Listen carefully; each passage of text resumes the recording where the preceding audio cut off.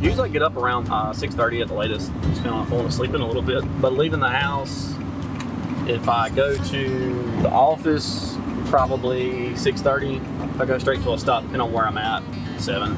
First things first, getting your jugs out, getting your water filled, kind of taking an assessment of what chemicals you got in the van. That way you can tell whether or not you need to go to the office or not. The next would definitely be looking at your schedule. You might have timed appointments. You might have one stop in a different area code than the other. That way you can kind of base where you need to be at what time. Pretty good little app. Definitely a lot easier to keep track of where you need to be when you got it in front of your face as opposed to before they had paper tickets. Outside of that, I mean, it gives the ability for each customer to put in notes that they might have specific issues. That way it takes away the time of you trying to figure it out and calling them. Everything's there in front of you as opposed to wait until you get here. Average stop a day depends on the time of the year. So I would say the average stops per day in the spring, now that spring's starting, is probably around 15 to 18, just depending on how many people decide to call in, whether you got follow-ups or new service starts as well. Absolutely a lot heavier during the summer. During the winter, it's a little bit more forgiving, a little bit more relaxing. But during the summer, you just gotta get your A game going. I think the busiest day I've had was 24, 25-ish. You kind of got to be open about it whenever you sign on, because they tell you what you're signing on for. Sometimes when we get behind at other districts, like a lot of people from the Triad will go to Raleigh and help out, just because they're if they get behind, it's a team effort regardless, right? So we want to try and keep everyone from working late. Everyone's pretty close and tight knit. I mean, you kind of gotta be. I mean, if there's anything that anyone can do for one another while at work, kind of makes it better for everybody, really. Here at Goforth, we have 3 main pest control services. The basic service covers most of your general pests, ants, spiders, etc. And that type of service is going to give you a lot of coverage from mainly just the foundation inside the home. The next step up would be our Mile Eat. Instead of just from the foundation in, you're going to be foundation plus living areas. So like driveways, back decks, front decks, and of course any of your fire pits and stuff. The highest service we have is a Mile Eat Plus, and that's going to be pretty much inside the house, foundation, living areas, and the yard front and back up to a ½ acre from the center of the home. Now, of course, we'll cover more than a ½ acre, but those price points are different. But that Mile Eat Plus, really honestly, is kind of the bang for the buck, because a lot of people don't know this, but the Mile Eat Plus covers for fleas, ticks, and mosquitoes. I mean, during the summer, that's the worst thing out. I mean, getting those gone really kind of make life a little bit easier. Webs sometimes are clear, sometimes they're a big web, sometimes they're small.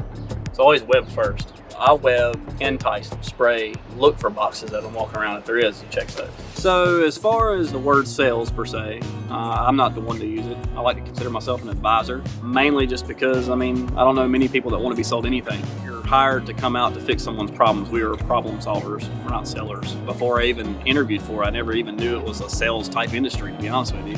I just thought it was threw some chemical on the ground, that was it. It's definitely not. The biggest thing that people don't do is when you pull up to someone's house, you kind of like survey the land. What I mean by that is stickers on cars, right? Stickers on a car will tell you a lot about a person. Whether it be a Planet Fitness sticker, they work out, maybe they like the Braves, you don't know. So I use those to cause conversation. That way, I don't feel uncomfortable starting a conversation about something that may not be good at your house. Getting a customer comfortable enough to talk to you about their problems is the main key, right? Outside of that, the product sells itself.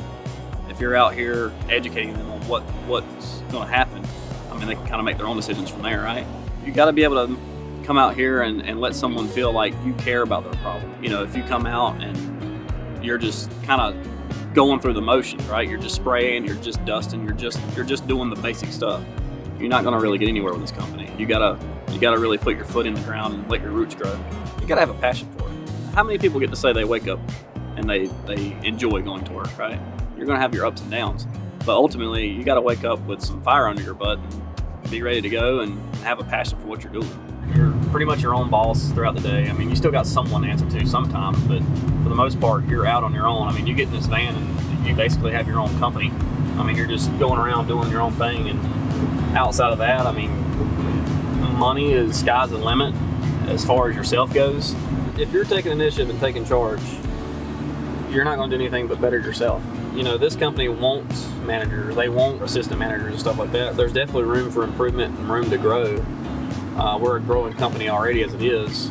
Even within the last year since I've been here, The stops have increased quite a bit, which is great. I think the end of the day is really going through your follow-ups. Sometimes during the summer you don't have enough time to really take the time out that you needed in between the stops to talk to certain people, so you just kind of take that time at the end of the day to follow up with everybody and make sure everything's taken care of, if there's any issues or not. If you're working late, the same duties still apply. You still take care of any issues that you had during the day, and then after that, that's pretty much it. So now it's 5 o'clock in the afternoon. I'm wrapping up for the day and I'm free to go home. Pretty much now you know what it's like to have a day in the life of Joe at Go Forth Pest Control, and that's it. We're gonna wrap it up.